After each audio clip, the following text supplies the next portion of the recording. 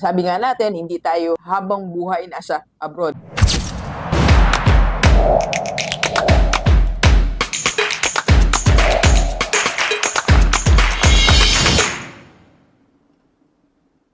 Alright, Gilibers, pag-usapan naman natin sa lahat ng mga nasa abroad, dapat maintindihan po natin na merong dalawang purpose ang remittance mo dito sa abroad. Yes, dapat dalawa po ang purpose o pinupuntahan ng remittance natin dito sa Pilipinas. Let's go. Okay, so sa lahat ng mga OFW, ang layunin talaga natin ay umuwi tayo ng may kayamanan. Okay? Kayamanan.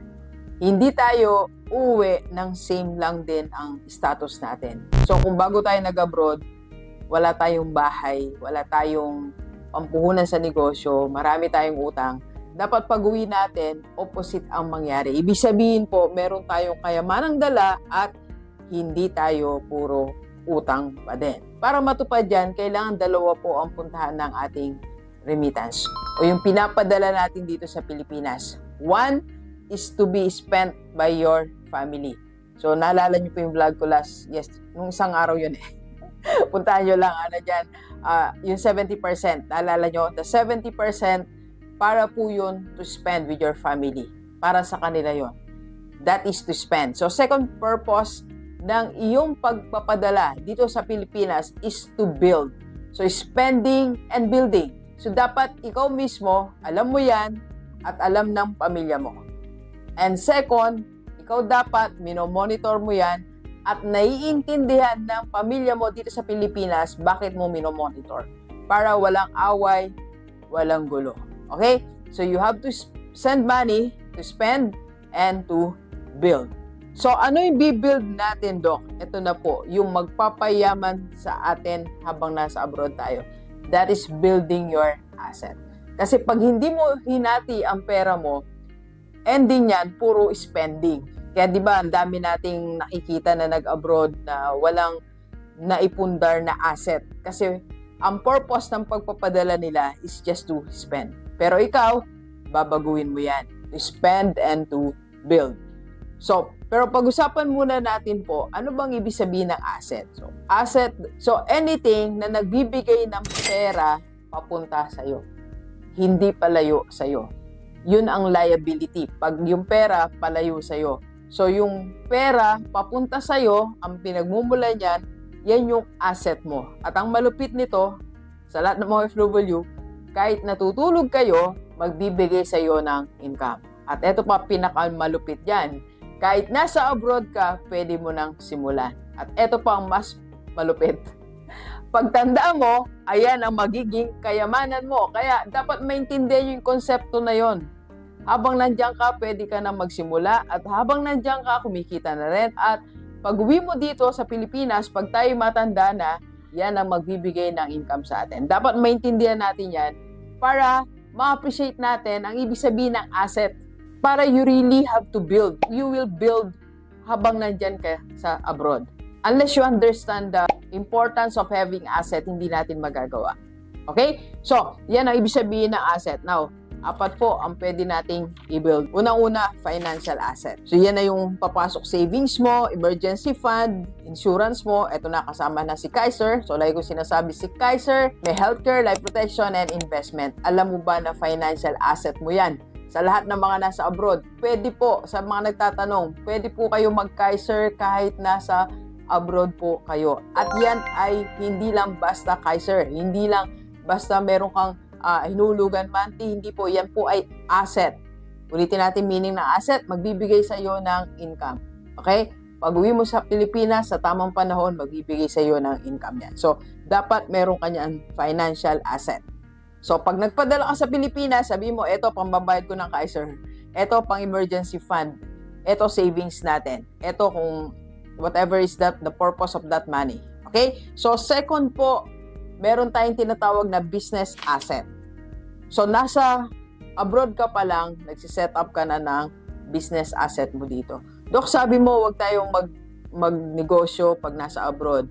Ito po kasi mga sinasabi ko po na to. Ito po yung mga simple lang. Simple na alam mo siyang ipa-operate sa mga mahal mo dito sa Pilipinas at magbibigay sa'yo ng income. Kasi, bisan, Kaya tayo, walang nangyayari sa negosyo natin pag nasa abroad tayo.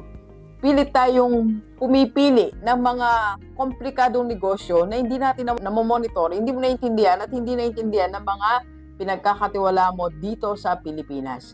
Kailangan simpleng negosyo lang. Halimbawa, di ba napakasimple ng kukuha kayong pwesto sa palengke, magtitinda kayo ng gulay, magtitinda kayo ng isda, magtitinda ng pamilya mo dito. Di ba simple lang? Or simple lang, di ba? Diyan sa harapan ng bahay mo, meron kayong tindahan, meron kayong bigasan, meron kayong paninda mga itlog, maging distributor ka ng itlog dyan sa barangay nyo. Di ba it's simple? So, tuwing magpapadala ka ngayon, nag-iipon ka na ng pampuhunan mo. That is building. Alright? And third, pero bago yan, kapit po tayo. At sa lahat ng mga followers natin sa abroad, kumusta po kayo? If you want to join our community, IMG Rockstar, mas matutulungan ka po namin sa pagmamanage ng pera mo. And again, if you want to get Kaiser, pwede po, kahit nasa abroad. Yan po ang personal FB, PM nyo lang po ako. And gusto nyo magpa-coach, pwede po tayong online for 2 hours. Alright, let's go. Number 3 po, ito yung real estate. So ito na yung unti-unti nagpupunder ka na. So yung pinapadala mo, may spending, may building. Kung hindi mo ipapagawa ng habang nandiyan ka sa abroad, at least nakaipon ka na, nag-ipon ka na ng 10,000 buwan-buwan sa loob ng isang buwan yan. That is, magkano na yan? 50,000, 60,000. So unti-unti nakakaipon tayo. Okay? And number 4 po is skill-based asset. Ito yung isa din sa pinaglalaanan mo, gagastos ka para may aralin kang isang skill, okay lang yung magastos ka. Kasi yung matututunan mo na yan, magbibigay sa iyo ng income pagdating ng panahon. Sabi nga natin, hindi tayo habang buhay nasa abroad. Kaya kailangan may matutunan tayo para pang kabuhayan natin pag uwi natin sa Pilipinas. Alright? Now, ano ba yung asset formula? Ito po, asset formula. Meron tayong formula na tinatawag. Okay? So, ang income mo ngayon is dalawang pinupuntahan. Okay? That's your basic formula. Income is for spending and for your building. Okay? So, ulit-ulit lang yon. Income, spending, and building. Pag meron kang sideline, ganun din ang cycle. So, nag-extra income ka for spending and for building. So, lagi nang may pang-asset. Di ba, marami sa atin OFW, minsan 2-3 yung kanilang mga trabaho sa abroad. So, yung 3 na yan, huwag kang magbago ng formula. Yan pa din ang formula mo. Hindi lang sa basic income mo or sa first income mo. Kahit second or third income mo or fourth income mo, ganun pa din ang hati. Spending and building. Okay? Alright? So, kung susundin mo po yan, yung cycle na yan, mas mabilis na makapagpundar tayo ng asset natin. Alright? Next po is mindset. So, ang mindset mo ngayon, abang nasa abroad ka, is you are a wealth builder. You are building wealth. So, pag nag-abroad ka, ang iniisip mo, nag-build ako ng wealth. Okay?